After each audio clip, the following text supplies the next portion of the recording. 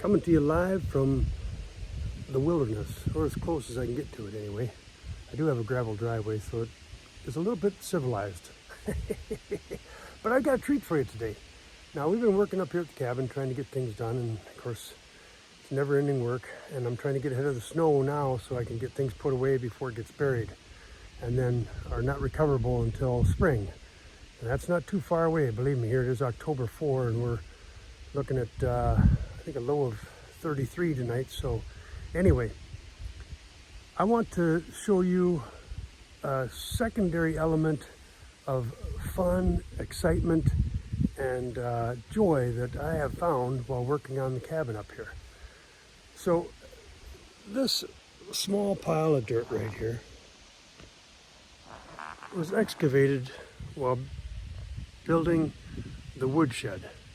Yeah, I'll clean that up, all right? I'm working on it. Like I said, I'm working on it. Anyway, in this pile of dirt, I have found many things of antiquity, showing that somebody or some group of men or something was here long ago. And it is just fascinating to me that I keep finding little pieces of, as I say, antiquity. Potsherds, square nails, splitting wedge that was used for clapboard siding, and other things like that. But I've got one item that is, oh gosh, I about came unglued when I saw it. It was like holy wow, as they say in the Upper Peninsula, in regard to what it was. And I'm going to show that to you eventually, but let me just show you what I've got thus far. So like I said, this pile of dirt was excavated to essentially dig the footings in for building out an addition on the woodshed. And I've been hauling dirt from that up to the house and backfilling for grass and that kind of thing. And up until a couple weeks ago, I've been finding stuff left and right. Now check this out. Here is a wedge, a steel wedge. Now that baby's been pounded on a few times, huh? I've not had a chance to really clean it up well, but you can see how narrow it is.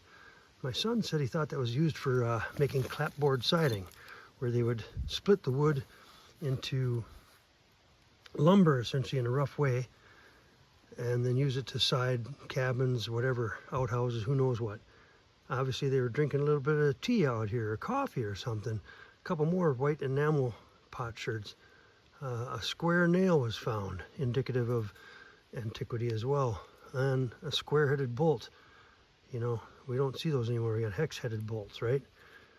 Some really nice clay pottery, kind of like of the Red Wing, Minnesota variety. 2 of those. This morning I found, whoops, yet another bone fragment of some sort. A pretty good sized bone fragment. Little marrow still in there, whoops. And I got another one somewhere, but I'm not sure where it went to. The squirrels probably carried it off. And then some sort of band iron here that you know, probably was around a barrel or who knows what. All right, let me show you one more before we get to the crown jewel. So over here, you can see this white enameled steel pot, which I believe from the design of it is like a night pot, you know, for doing your duty in the evening inside a tent, cabin, whatever the case may be, because it's got this handle on the one side pouring in one direction. Let me check. I don't think anything's inside it. I might have stored some additional pieces of who knows what in here I found. No, she's empty. But anyway, that was a classic find. It's not functional anymore, obviously. It's seen better days, but it sure is a cool element that we found out here. Now, I'm going to show you what we found while moving dirt the other day that I was absolutely thrilled with. So here's the coup de grace, the crown jewel, the ultimate find. Came from up at the land in a wheelbarrow full of dirt. Now, the pine needle will show you where the stem would have been. There's a bowl of a clay pipe made in around the 1800s in England. This little shoe right here is like a maker's mark kind of thing. It shows you distinct element of date and time and place, so you know it's an English pipe. Again, here, I'll pull the stems out for you. Here you can see the draw hole going back in. But what an exquisite find, man, I'll tell you. I was thrilled to see this thing. These babies were used by all the trappers, traders back in the day, hunters, fishermen. It was a cheap, easy pipe. And of course they're quite fragile, so good thing they're inexpensive. They could toss them and just grab a new one.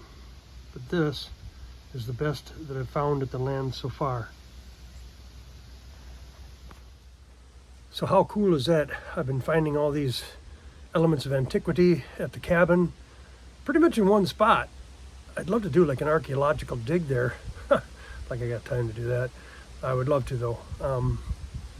But this is living life large, man. This is full when you find remnants of where people have lived before in the wilderness, in the woods,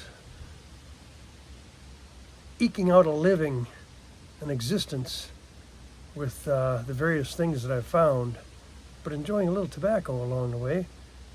I'm telling you, does that get any better than that for being simple? And I'm living my life large, full, and simple. Simply enjoying things I'm pulling out of the dirt. I hope you enjoy this video. I'll keep you posted as I find more things. I hope I do. The potential's there. I haven't been working in that dirt pile for a while. I'll probably wait till next spring, but if we unearth anything more, you'll be the first to know on Ranger Reno Outdoors. Live your life large, full, and simple. I'll catch up with you later. And again, like, subscribe, comment, please. Hey, we're over 700 subscribers. Oh, hoo, hoo, hoo, man, wow.